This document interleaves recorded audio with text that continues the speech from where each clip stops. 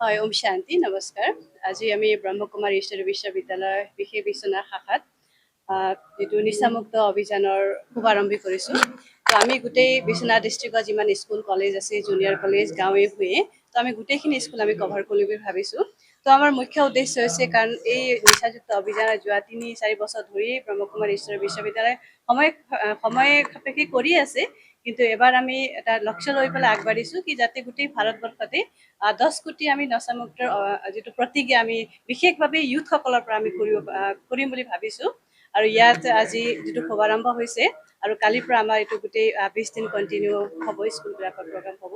তো আমাৰ এটা খুব ডাঙৰ লক্ষ্য কি যাতে যিখিনি বাঢ়ি অহা সৰু সৰু ল'ৰা ছোৱালী যিবিলাক আজি আমি ঘৰ সমাজত আমি দেখোঁ কি সৰু বয়সৰ পৰা বিভিন্ন ধৰণৰ নিচাত মানে তেওঁলোকে নিজক লিপ্ত কৰিছে। তো আমি যিমান পাৰোঁ বাঢ়ি অহা ল'ৰা ছোৱালীক আমি এইখিনি এটা সজাগতা এৱাৰনেছ আনিম বুলি ভাবিছোঁ, যাতে ধৰক কাৰণ আজি আমি দেখোঁ এটা এটা ঘৰ সমাজত এই বিভিন্ন ধৰণৰ নিচাযুক্ত দ্ৰব্যই বহুতখিনি ক্ষতি কৰিছে। অকল মানে ল'ৰা ছোৱালীৰ নিজৰ জীৱন বুলি নহয়, তাৰ লগতে বহুতখিনি ধৰক ঘৰ পৰিবাৰ বহুত আমি মানে চকুৰ সন্মুখত নষ্ট হোৱাও দেখিছোঁ। সেইকাৰণে ব্ৰহ্মকুমাৰী ঈশ্বৰী বিশ্ববিদ্যালয়ৰ মানে এটা ডাঙৰ উদ্দেশ্য কি যাতে আমি সকলো ধৰণৰ নিচাৰ পৰা আমি তেওঁলোকক মুক্ত কৰাব পাৰোঁ।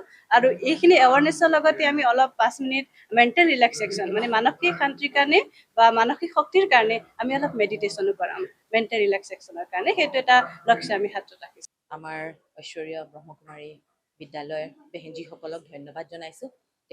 তেখেতসকলে আজি ইমান সুন্দৰ এটা শুভাৰম্ভ কৰিছে, য'ত প্ৰতিটো সমাজৰ প্ৰতিজন ব্যক্তি, আমাৰ প্ৰিন্সিপাল ছাৰ আহিছে, জিতেন ভাগৱতী ছাৰ আহিছে, আমাৰ প্ৰতিজন ব্যক্তি সমাজৰ বিশিষ্ট ব্যক্তিসকল ইয়াত আহিছে আৰু তেওঁলোকে সকলোৱে সংকল্পবদ্ধ হৈছে। আজি আমি ইয়াতে সংকল্পবদ্ধ হৈছোঁ যে আমি এখন নিচামুক্ত ভাৰত, নিচামুক্ত সমাজ, নিচামুক্ত পৰিয়াল এটা গঢ়ি তুলিম। আৰু বিশ্বনাথত আজি এয়া শুভাৰম্ভ কৰিছোঁ।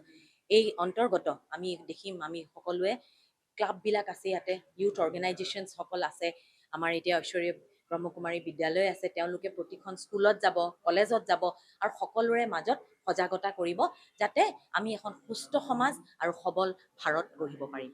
আৰু এটা কথা উল্লেখ কৰিছিলে যে যিহেতু বিদ্যালয়ৰ কাষত যিবিলাক আচলতে দোকান আছে, হয় তাত আচলতে বিশেষকৈ গুটখা জাতীয় বস্তু বহুত বিক্ৰী হয়, সেইটো আচলতে বন্ধ কৰাৰ হয়, মই সেইটো চেষ্টা কৰিম। মই সেইটো আমাৰ মেজিষ্ট্ৰেটসকলক সেইটো দায়িত্ব দিম। আমি এটা অৰ্ডাৰ কৰি দিম এই সংক্ৰান্তত। প্ৰতিখন স্কুলৰ কাষত যাতে 100 মিটাৰ দূৰত এই আমাৰ দোকানবিলাকত যাতে এইটো নহয়, দোকান পাটবিলাকত যাতে গুটকা বা চাধা বা এনেকুৱা জাতীয় নিচা জাতীয় বস্তু যাতে বিক্ৰী নহয়, সেইটো মই এনচিয়ৰ কৰিম। ধন্যবাদ।